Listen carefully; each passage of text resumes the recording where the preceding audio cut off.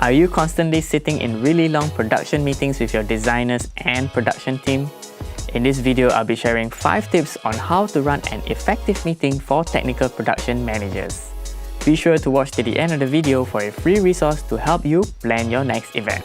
So, stick around.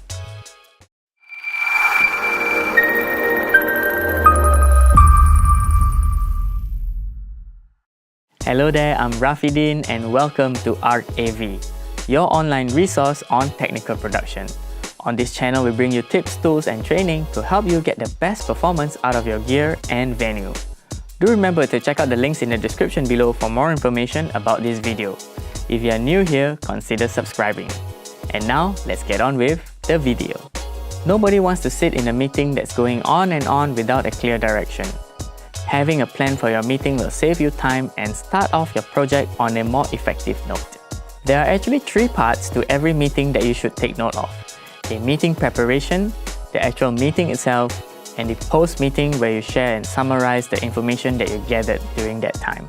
So bearing in mind the 3 parts of a meeting, here are my 5 tips on how to run an effective meeting for technical production managers. Tip number 1, be prepared. Always have all the information you need for the event with you before you start the meeting.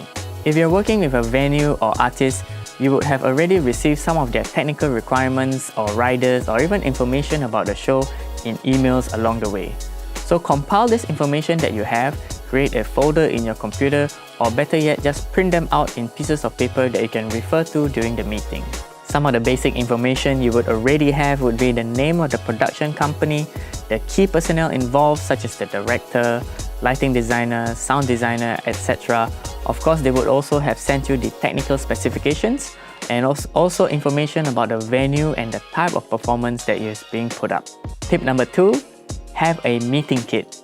Make sure you have with you a printed copy of the venue specifications and technical rider of the space that you are working with. Have some pencils, erasers and paper for you to take notes and sketch out ideas along the way. A great tool to have will be a storage clipboard so you can keep all these items with you all the time when you're having meetings. Tip number 3, use a checklist. Now that you have all the documents ready, get yourself organized for the actual meeting itself. I like to use a production checklist so that I can go through item by item with the hirer or the artist to make sure that I've covered everything that I need to find out. This checklist includes general questions for me to go through with the production team, and I'll usually take notes directly onto this checklist. This document then becomes the backbone for the post-meeting notes as well as the basis to come up with the technical rider for this event that I'll then pass on to my technical crew. If you would like a copy of my checklist, do check out the links in the description below for a free download. Tip number 4, meeting structure. It is important to have a structure of how you go through the requirements needed for that production. If you don't have a clear structure for your agenda, you'll be going back and forth and answering questions about staging and then lighting and then staging again and then sound, and then the director will throw in some creative questions and it'll just mess up the whole process. As a technical and production manager, you need to take control of the agenda of the meeting so that you can get the information that you need. Always start the meeting by sharing your meeting structure so that you can go through item by item smoothly and clearly.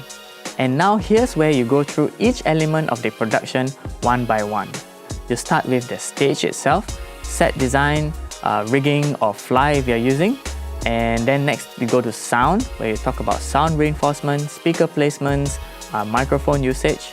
Next you go through lighting and visual media, the use of any special equipment if there is.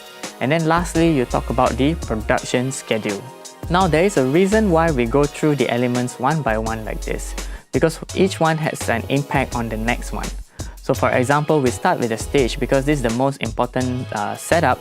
We need to know how big is the stage and what is sitting on it, and what elements will be flown above, and if there's anything that will impede any other part of the setup. Next, you talk about the sound reinforcement. This would take care of what's happening on the front of house, what's in front of the stage, as well as usually when you're talking about microphones, you start to have an idea about how many cast members will be mic'd up and walking around the stage at any point in time. By the time you talk about sound, you know how many cast members are on stage. So when you start talking about lighting, then you'll know how much of a coverage you need to cover on the stage. So lighting and visual media come in hand because we're talking about illumination of the stage.